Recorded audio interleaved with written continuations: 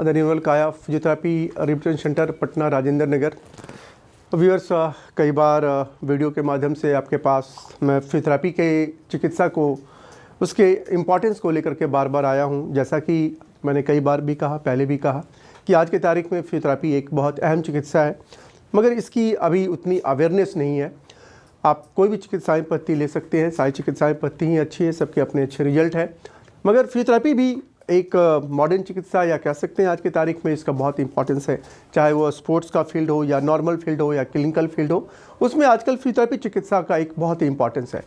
ये चिकित्सा को कैसे आप करते हैं, क्या आपका एक्सपीरियंसेस है, किस प्रकार से आप इम्प्लीमेंट करते हैं, कैसे आप एक्सक्यूट करते हैं पेशेंट के ऊपर, वो सबसे इम्पॉर्टेंट है।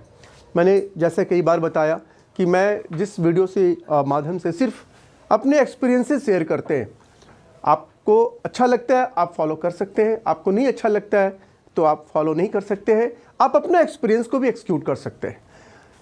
आज हम एक इम्पॉर्टेंट टॉपिक के बारे में डिस्कस करेंगे, क्वाड्रिसेप्स पेन, जिसको कि हम लोग एक आम तौर के बोलचाल में थाई पेन भी लोग कहते हैं। जिस तरह मुझे थाई पेन हो रहा, बहुत क्वाइट कॉमन है। आप थाई पेन आप देखते होंगे, जैसे कि ये थाई मसल है, ये जिससे इसमें दो इंपॉर्टेंट पार्ट हैं, जो भी मेडिकल पार्ट या बच्चे पढ़ते होंगे पता होगा। ऊपर का क्वाड्रिसेप्स कहते हैं, क्वाड्री मीन्स चार होता है, इसके अंदर चार इंपॉर्टेंट मसल है। इसमें पहला मसल है रेक्टस फीमोरिस, इधर मीडियल साइड में वेस्टस मीडियालिस, बीच में एक मतलब होता है इंटरमीडियस होता है, और फिर वेस्टस लैटरालिस होता है जो कि लैटरल साइड होता है। ये सारे मसल यहाँ ऊपर से लेकर के यहाँ नी तक के पार्ट में होता है, सारे का इंसर्शन यहाँ पे नी पे आकर के फिनिश होता है, और इधर ऊपर की ओर जो हिप बोन से भी स्टार्ट होती है या फिनिश होता है। This was the thigh pad आप होता है, ये देखेंगे काफ़ी ये बल्क मसल है। नीचे की ओर ये हैमस्ट्रिंग है, नीचे बैक मसल, और ये जो क्वाड्रिसेप्स मसल है इसका जो मेन काम होता है पैर को एक्सटेंड करना, मतलब पैर को खोलने में मदद करता है, पैर को हमारा ऐसे सीधा करता है। तो दिस द क्वाड्रिसेप्स हम लोग एक्सटेंशन ऑफ द नी भी कहते हैं।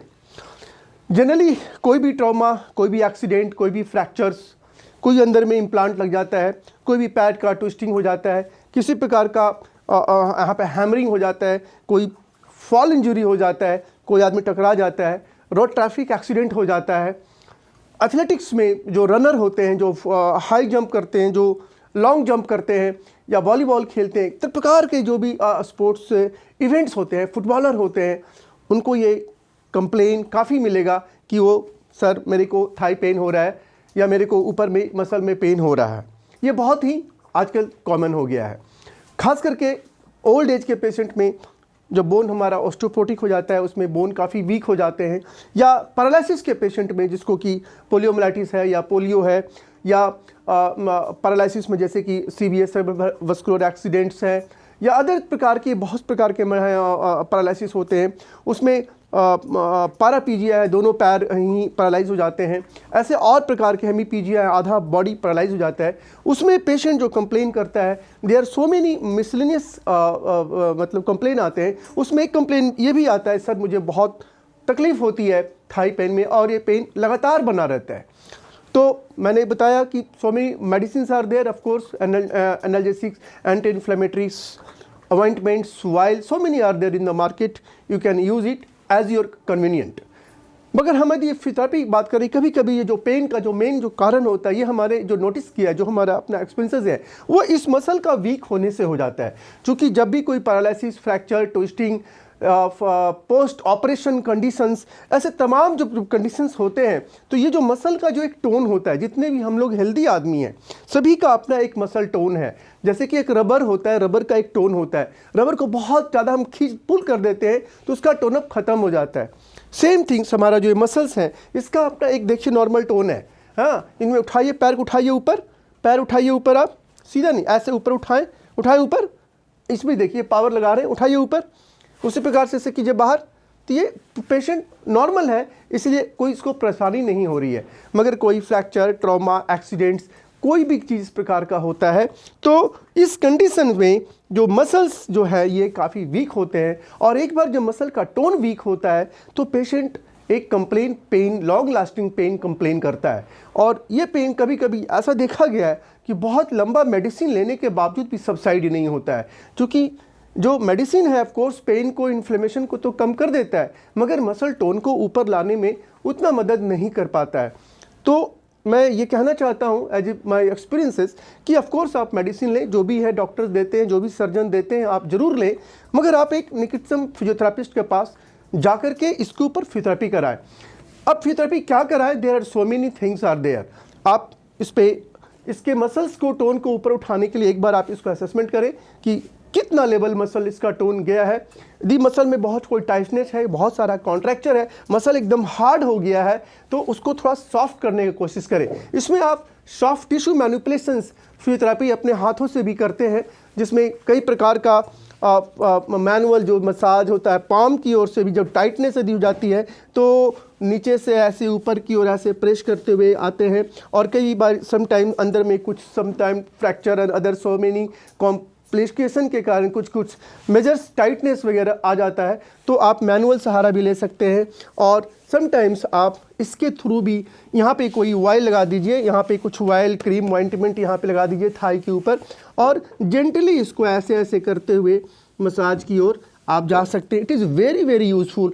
और ये मसल्स यहाँ पे टेंसर फेसिया लैटा, जिसको हम लोग ITB भी कहते हैं, इस बहुत कॉमन है लैटरल साइड में। ये बहुत टाइट हो जाता है, खास करके रनर्स में, एथलेटिशियंस को, फुटबॉलर को, क्रिकेटर को, फास्ट बॉलर को ये बहुत टाइट हो जाता है। और ये जब टाइट हो जाता है तो प्लेयर्स जो होते हैं वो चल नहीं पाते, उनका लिंपिंग शुरू हो जाता है, बैलेंस नहीं बनता है, वो बॉल या बॉलर है, फुटबॉलर, वो दौड़ करके अपने परफॉर्मेंस को उतना अच्छा नहीं दे पाते।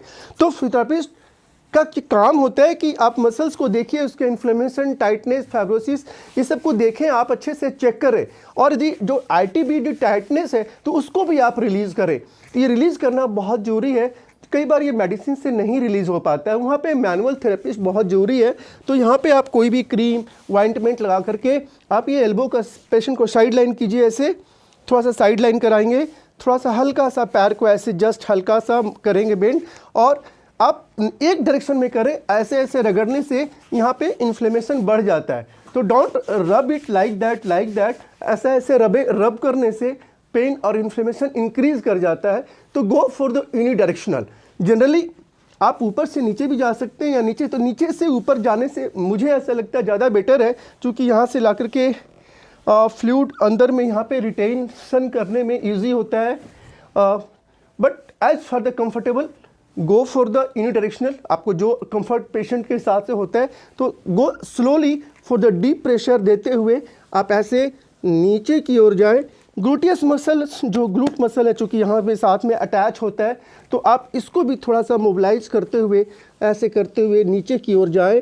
हाँ, ऊपर से नीचे जाएं, या पेशेंट को कंफर्टेबल लगता है तो ऊपर, but go for the unidirectional. मेरे ख्याल से, मैंने पहले बोला, it is my experiences, you can select the manipulations as your experiences.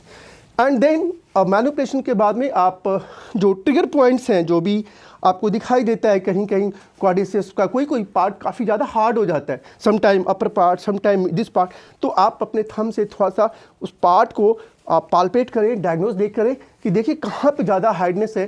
Then use your kneading thumb points और the elbow point and try to release this one, hardest part को आप release करें वहाँ पे। एंड देन इसको 2 दिन, 3 दिन, 4 दिन भी लग सकते हैं, और then gradually some just for the followed by the just little passive movement, just little passive movements, just to relaxation, and then oscillation. The oscillation is important to oscillate the thigh muscles. The oscillation by this one, ये काफ़ी helpful है कि आप जब इसको relaxation देते हैं, oscillation देते हैं, तो मसल्स जो भी आपने मैनिपुलेशन किया है और उससे थोड़ा सा फैटिगनेस आ गई है जो भी, तो ऑक्सीलेशन करने से थोड़ा सा पेशेंट को रिलैक्स मिलता है। And last, as the patient support you, just go for the mild halka gentle calf muscle stretching also, followed by the for the relaxation calf muscle आप स्ट्रेच कर सकते हैं, थोड़ा सा जेंटल क्वाड्रिसेप्स मसल्स स्ट्रेचिंग भी दे सकते हैं। IT band है, हॉट पैक थेरेपी आपके पास अवेलेबल है, हॉट पैक थेरेपी की ओर जाइए। कपिंग मसाज थेरेपी है, कपिंग मसाज थेरेपी जाइए।